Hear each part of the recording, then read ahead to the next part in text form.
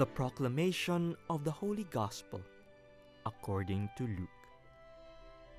Jesus said to his disciples, "A rich man had a steward who was reported to him for squandering his property. He summoned him and said, 'What is this I hear about you? Prepare a full account of your stewardship, because you can no longer be my steward.' The steward said to himself, 'What shall I do now that my master is taking the position of steward away from me? I am not strong enough to dig, and I am ashamed to beg. I know what I shall do, so that when I am removed from the stewardship, they may welcome me into their homes.' He called in his master's debtors one by one. To the first he said, 'How much do you owe my master?' He replied, 100 measures of olive oil.' He said to him, 'Here is your promissory note. Sit down and quickly write 1 for 50. Then to another steward he said, 'And you, how much do you owe?' He replied, 100 cores of wheat. The steward said to him, 'Here is your promissory note. Write 1 for 80. And the master commended that dishonest steward for acting prudently. For the children of this world are more prudent in dealing with their own generation than are the children of light. I tell you, make friends for yourselves with dishonest wealth, so that when it fails, you will be welcomed into eternal dwellings. The person who is trustworthy in very small matters is also trustworthy in great ones. And the person who is dishonest in very small matters is also dishonest in great ones.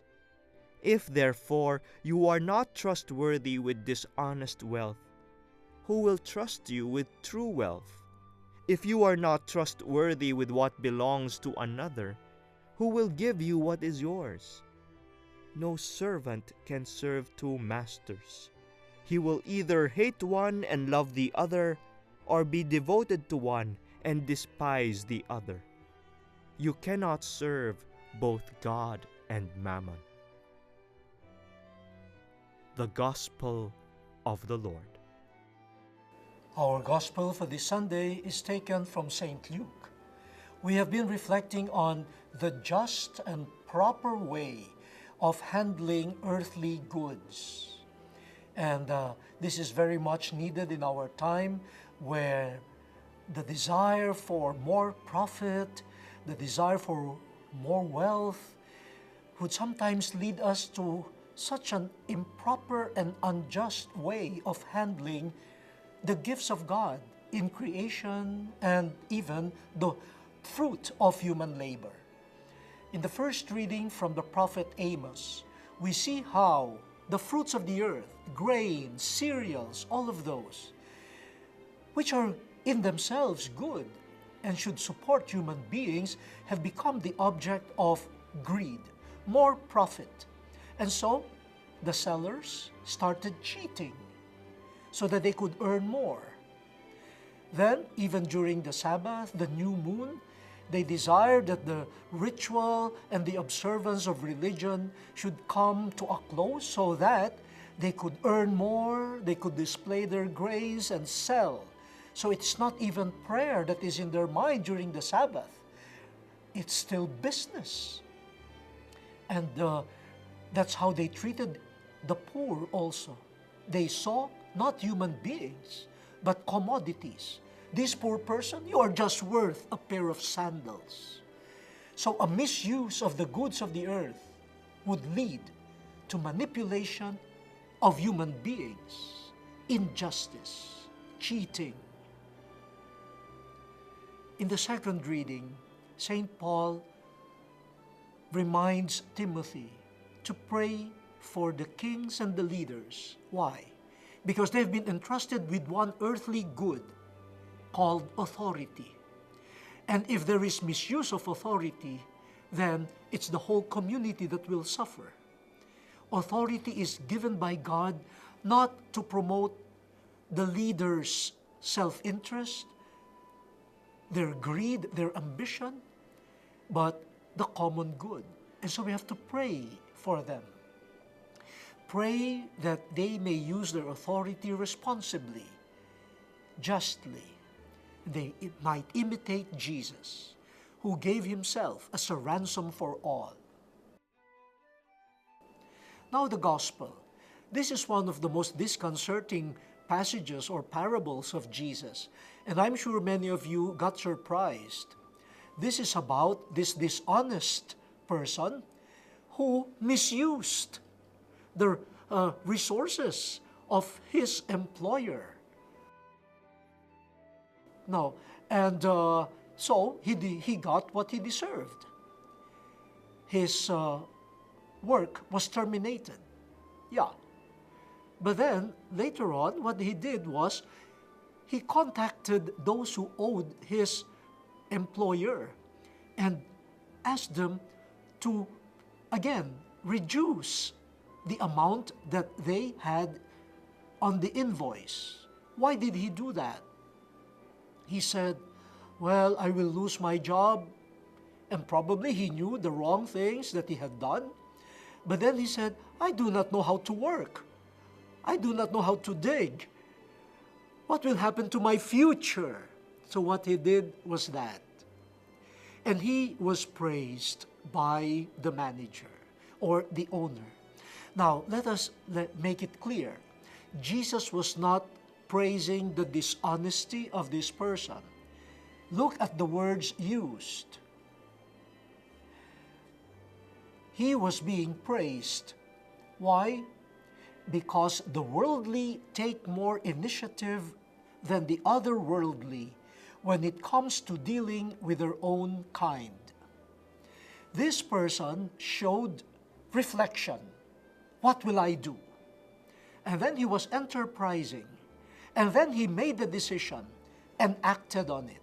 You may disagree with his eventual action, but what was being praised here is the worldly are more reflective, more enterprising, more decisive, and more action-oriented with regards to their future than the children of the light. And so, we are being asked, if you belong to the children of the light, are you doing that? Are you worried about your future? And what future? Eternal life. Eternal life. That's why Jesus says two things. You cannot give yourself to God and money, and make friends for yourselves through your use of this world's goods, so that when they fail you, a lasting reception will be yours. Prepare for your future, but not just your earthly future, your eternal future. How? Do not serve both God and money. Serve God above all.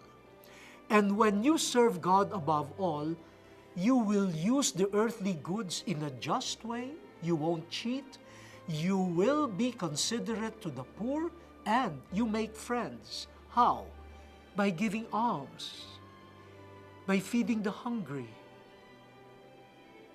by giving drink to the thirsty, by sharing your clothes with the naked, by sharing your time and compassion with those who are suffering.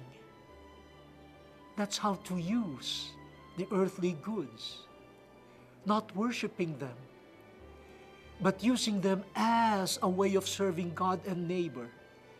And then you are assured of a future in eternal life. My dear brothers and sisters, we need this badly. The right use of earthly goods according to our worship of God, according to our love of neighbor, will assure us of a secure future, the most secure, eternal life. I attended a meeting in Abuja, Nigeria, on human trafficking. It was not at all a pleasant meeting to attend.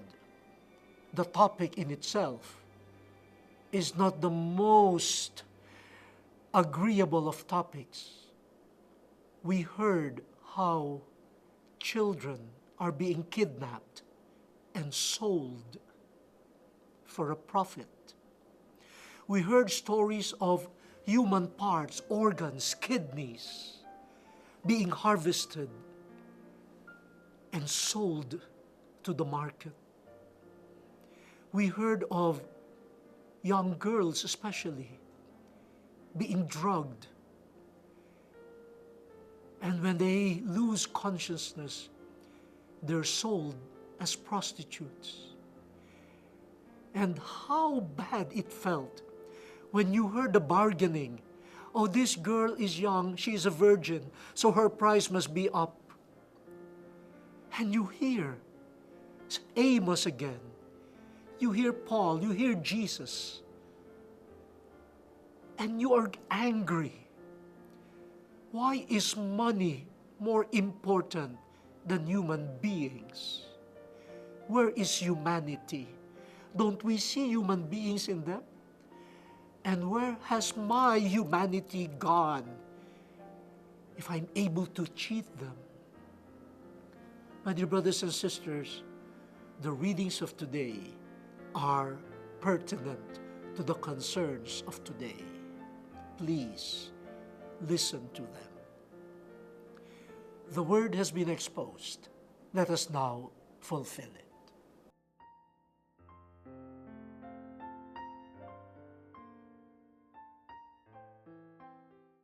It has been a while now since we started this program in 2008. From day one, you have been with us, our dear friends, assisting us with open hands. We are inviting you once again to be our partners in this ministry. Following the mandate of the Lord to bring the good news to all, we can continue to broadcast and reach more people with your support, bringing the good news to them through television and the internet. Friends, your offering would be very much appreciated. Thank you. May the Lord reward you 100-fold.